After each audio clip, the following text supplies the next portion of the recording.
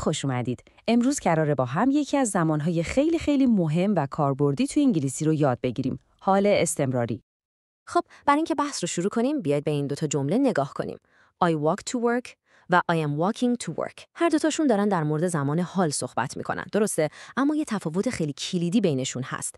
اولی داره از یه عادت همیشگی میگه ولی دومی در مورد کاریه که دقیقاً همین الان داره اتفاق میفته. خب سوال اینه که فرقشون چیه؟ توی این برنامه دقیقاً میخوایم به همین سوال جواب بدیم. اینم از نقشه راه امروزمون. اول میبینیم ساختارش چطوریه، بعد کی و کجا باید ازش استفاده کنیم. یه استثنای مهم رو با هم چک میکنیم و آخر سر هم بهتون میگیم چطوری تمرینش کنید تا ملکه ذهنتون بشه. خب بزن بریم سراغ اصل مطلب. چطوری باید این زمان رو بسازیم؟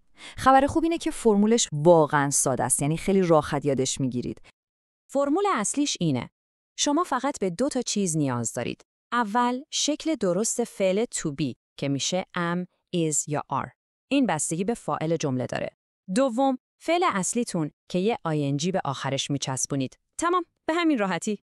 این جدول رو ببینید، همه حالت‌ها رو خیلی قشنگ نشون میده. نکته باحالش میدونید چیه؟ اینه که چقدر ساختارش منطقیه. نگاه کنید، برای منفی کردن فقط یه نات میاریم بعد از فعل to be. برای سوالی کردن هم خیلی شیک و راحت جای فاعل و فعل to be رو با هم عوض میکنیم. این الگو برای همه فاعل‌ها دقیقاً همینه.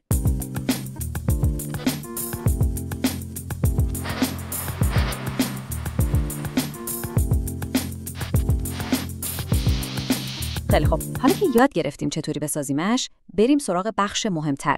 کی و کجا باید ازش استفاده کنیم؟ اولین و اصلی ترین کاربردش برای کارهایی که دقیقاً همین الان، یعنی همین لحظه‌ای که من دارم حرف میزنم و شما دارید گوش میدید، در حال اتفاق افتادن. مثلا این جمله رو ببینید، دقیقاً داره وضعیت الان شما رو میگه. شما همین الان دارید گرامر انگلیسی یاد میگیرید، من دارم صحبت میکنم و شما دارید گوش میدید. I am talking and you are listening.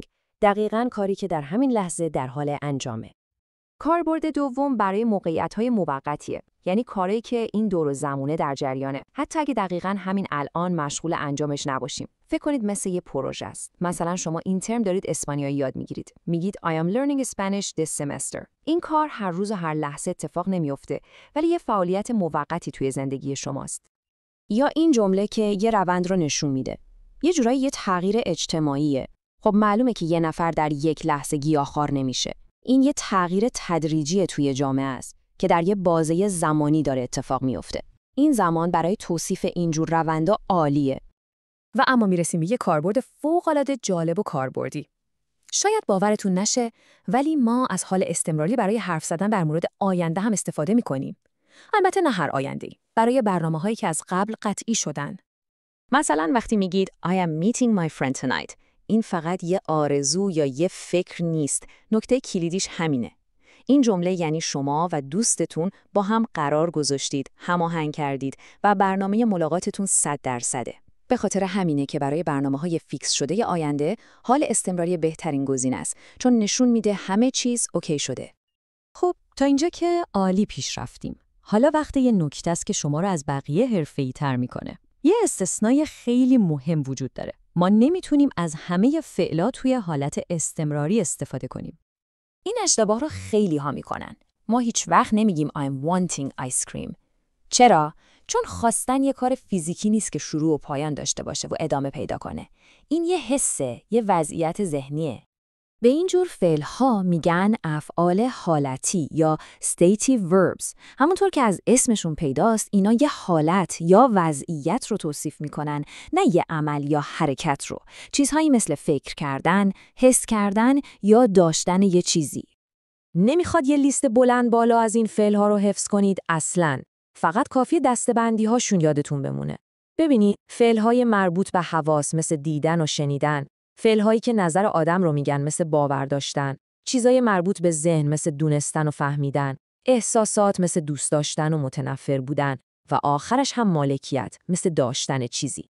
و حالا یه نکته خیلی ظریف و جالب. بعضی فعل‌ها هستن که درو دارن، یعنی بسته به معنیشون میتونن هم حالتی باشن و هم حرکتی. مثلا I see a bird، اینجا see یعنی دیدن. خب این یه حالته. ولی وقتی میگید I am seeing a friend tonight، اینجا see یعنی ملاقات کردن که یه کاره، یه عمله. یا مثلا she has a car یعنی مالکیت، حالتیه. ولی she is having lunch یعنی داره ناهار میخوره که یه عمله. خیلی جالبه نه؟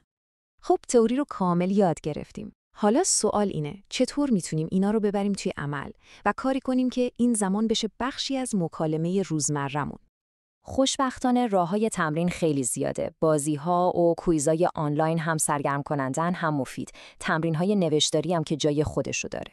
یه کار خیلی موثر اینه که یه عکس پیدا کنید و سعی کنید با جزئیات توضیح بدید که آدما تو عکس دارن چی کار میکنن. و البته واقعا هیچی جای صحبت کردن با یه نفر دیگر رو نمیگیره. این بهترین راه تمرینه. و برای پایان یه سوال از خود شما که دقیقاً از همین گرامر استفاده میکنه. با چیزایی که امروز یاد گرفتید به این سوال فکر کنید. حتی سعی کنید به انگلیسی جواب بدید. What are you doing after this? بعد از این برنامه چی کار میکنید؟ امیدوارم این توضیحات حسابی به دردتون خورده باشه و از این به بعد با اعتماد به نفس خیلی بیشتری از حال استمراری استفاده کنید.